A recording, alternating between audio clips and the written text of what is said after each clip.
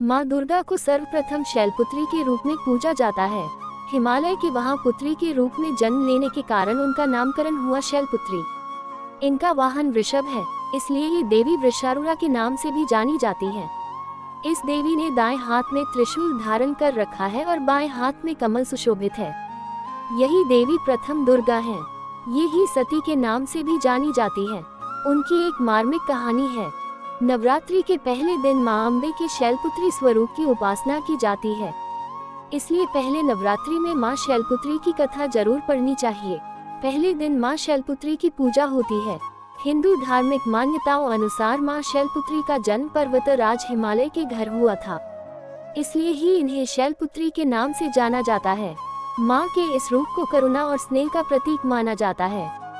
मां शैलपुत्री ही सती के नाम से भी जानी जाती है। मां शैलपुत्री की कथा। नवरात्रि के पहले दिन की पौराणिक कथा के अनुसार एक बार राजा दक्ष प्रजापति के आगमन पर वहां मौजूद सभी लोग उनके स्वागत में खड़े हुए, लेकिन भगवान शंकर अपने स्थान से नहीं उठे। राजा दक्ष को भगवान शिव की ये बात अच्छी नहीं लगी और उन्होंने इसे अपना अपमान के रूप में लिया। कुछ समय बाद दक्ष ने अपने निवास पर एक यज्ञ का आयोजन किया, जिसमें उन्होंने भगवान शिव को छोड़कर सभी देवी देवताओं को बुलाया। ऐसा उन्होंने अपना अपमान का बदला लेने के लिए किया। सती ने अपने पति यानी भगवान शिव से पिता द्वारा आयोजित यज्ञ में जाने की इच्छा जाहिर की। सती के आग्रह पर भगवान शंकर ने उन्हें जाने दिया। जब सती यज्ञ में पहुंची तो केवल उनकी मां से ही उन्हें स्नेह मिला।